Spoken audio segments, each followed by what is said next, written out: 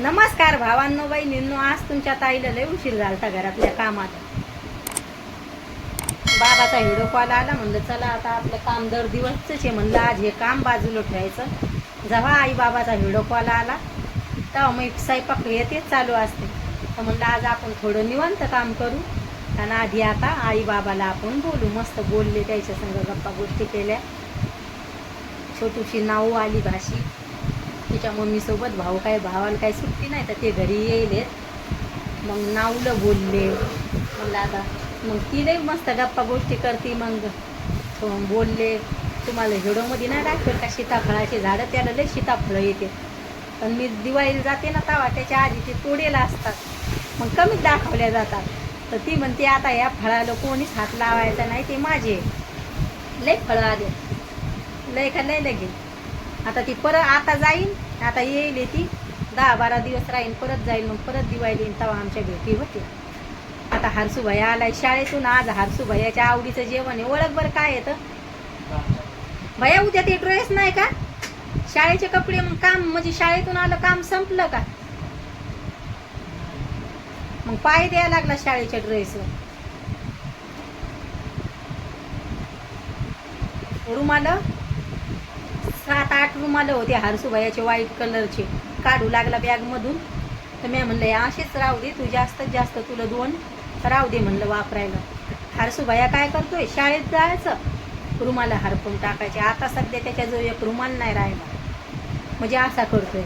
काल म्हणे माई रुमाल धुवून लय रुमाल बंदे, कपड्याच्या घड्या करेल होत्या, परत काढल्या, रुमाल धुवले, एक रुमाल सापडला नाही. आता सध्या त्याच्याजवळ शाळे म्हणलं एक रुमाल घेऊन ये, आता तुला 2 शाळेतून काढून घेते रुमाल. 8-9 म्हणजे 8-9 रुमाल होते. मी गावाकडून दिवाळीला गेलं मग मी तिथून यातच आणत असते. तिकडचे रुमाल छोटे येते आणि आपल्या गावाकडची रुमाल मस्त येतात, व्हाईट कलरचे नरम. तिकून घेऊन आले. भैया जो सध्या एक रुमाल नाही, असा करतो. आता त्याला जेवण द्यायचंय, म्हणलं व्हिडिओ काढून घ्या. शकू दिदी म्हणलं आता 4च पोळ्या बनवू, जास्त पोळ्या बनवायच्या नाही, डाळ भात बनवला, 4 पोळ्या बनवू म्हणलं. आता जेवण करायचे ताईला. 12 वाजलेत. आता ती शाळेतून आला, आज झाला हे व्हिडिओ काढायला उशीर. नायराला द्यायला बोलत बसले व्हिडिओ कॉलवर, उशीरच नाही. घरातले कामं केले तेव्हा तर आई बाबाचा फोन नव्हता आला. मग दाजी जातात तर दाजीचं आवरून द्यायचं. तिथून पुढं मग भांडे घासायचे, कपडे धुवायचे, घरं पुसायचे. मग उशीर होतोय स्वयंपाकाला यायला. मग तिखट वरण करायचं होतं भैयासाठी. मग डाळ लावली. तुमच्या दाजीला उडदाची डाळ आवडते तर उडदाची डाळ बनवली. म्हणजे मग असं राहते बाईच्या जातीला. मग स्वतःसाठी कधी शिळ देणं होत नाही आपल्याला. मग थोडंसं पाणी घ्यायचं होतं. दादाचे पाण्यावाले पैसे द्यायचे होते, म्हणलं मग आपल्या हातानं देऊन टाकावं. मग गॅस बंद केला, त्याला पाण्याचे पैसे दिले दादाला. मग आता भैया असं करून आत्ताच कामं संपले. स्वयंपाक केला तर टोपलीभर भांडे पडले होते, ते भांडे गिंडे घासून घेतले. म्हणलं हे येईन शाळेतून, आता जेवणं करायचे. हा शॉर्ट कुर्ती तर मग हे टाचून आणलेत. बाया मस्त वाटायला लागल्या. दाजी म्हणे बाया मुडकू नको म्हणे, याच्या ढिल्ल्याच राहू दे. मी म्हणलं मला नाही आवडत ढिल्ले कपडे. मशीनवाले हसू लागली, मैत्रीणच येते. तर मग मस्त वाटायला लागले.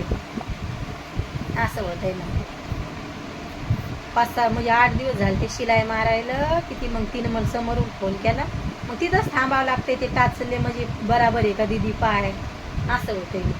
मग मला लेकरायचे फोनवर फोन चालू असते. कधी येते घरी मम्मी, कधी येते मम्मा घरी.